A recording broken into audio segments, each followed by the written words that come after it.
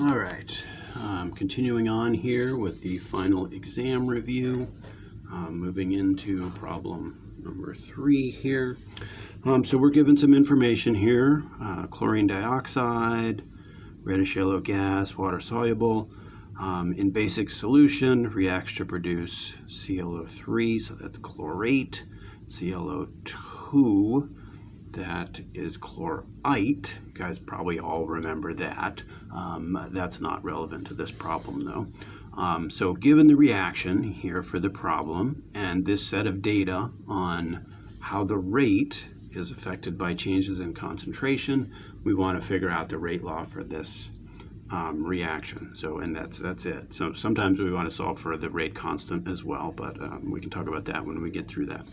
So rate law always has the general form that rate is equal to the rate constant, and then there could be a term in here for each of the reactants in the reaction. Now, it's possible that a reactant is 0th order in a rate law, in which case you raise something to the 0th power, it's always equal to 1, so concentration is not relevant to the rate of the reaction. In that case, we might remove a reactant, but it's a good start to start with all the reactants in there. And then there's going to be an exponent here for each reactant that relates to the mechanism of the reaction. How do the molecules actually kind of collide or bump into each other in the process of breaking and forming the bonds that are broken and or formed over the course of the reaction. Now, how we identify these exponents is by evaluating what happens when the concentration changes up here. So what we need to do is look into the table here and evaluate concentration changes. So very important that we find 2 experiments where the concentration doesn't change for one of the components. So I'm going to start here by looking at comparing 2 and 1. And I'm going to do that because the hydroxide ion concentration is the same. And that means I don't have to worry about the change in hydroxide ion concentration being what causes this rate to change in the reaction. And that means I can focus in on the effect that the change here in the chlorine dioxide concentration has. Now from 2 to 1, this is 3 times higher.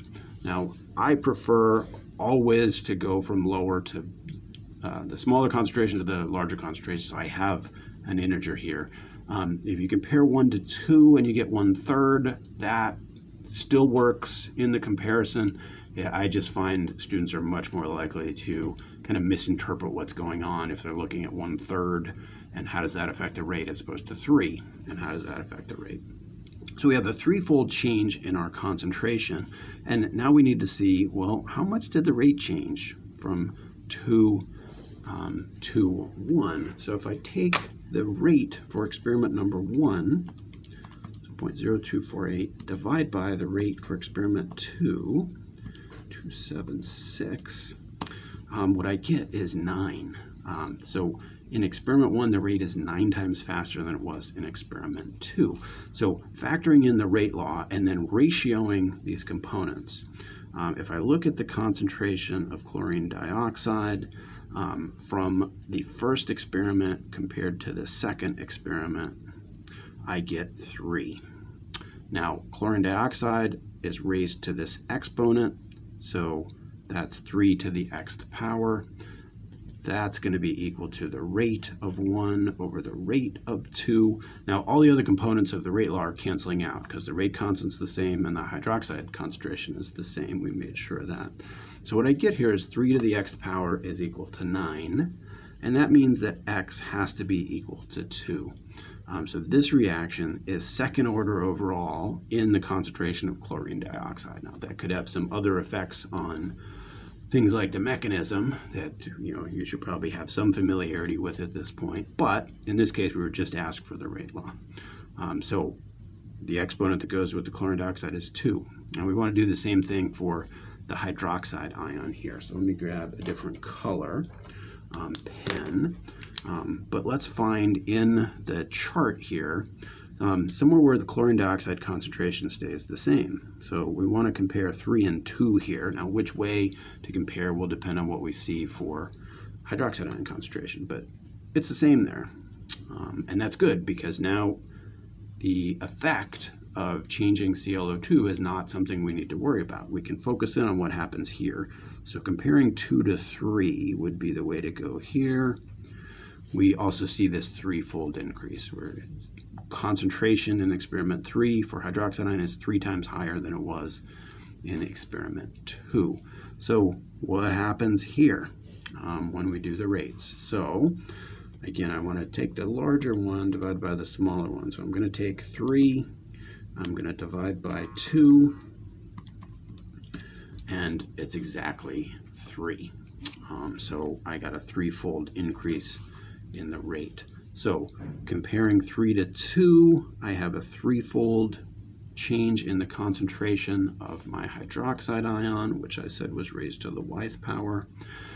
It gives me a threefold increase in the rate. So 3 to the yth power is equal to 3.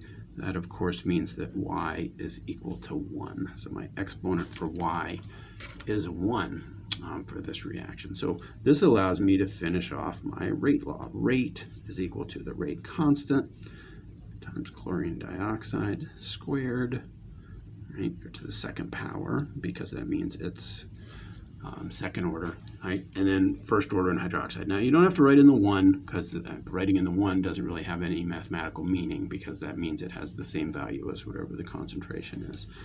But that's the answer we're looking for there in terms of rate law. Now, one thing I see often that kind of drives me a little batty, more so than usual anyway, is students will often leave this side of the equation off.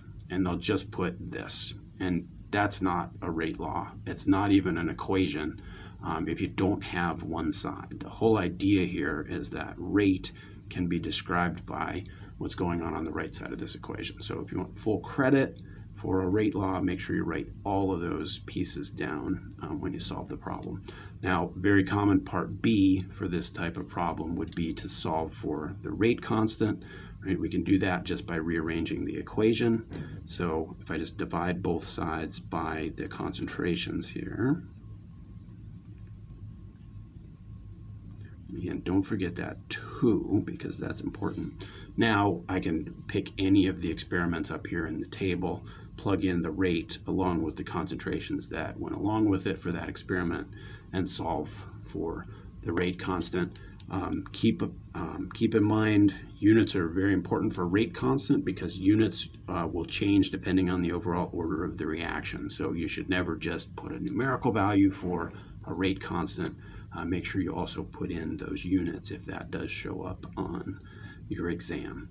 Okay, not quite enough time to go into number 4, so we'll stop there and we'll pick up with problem number 4.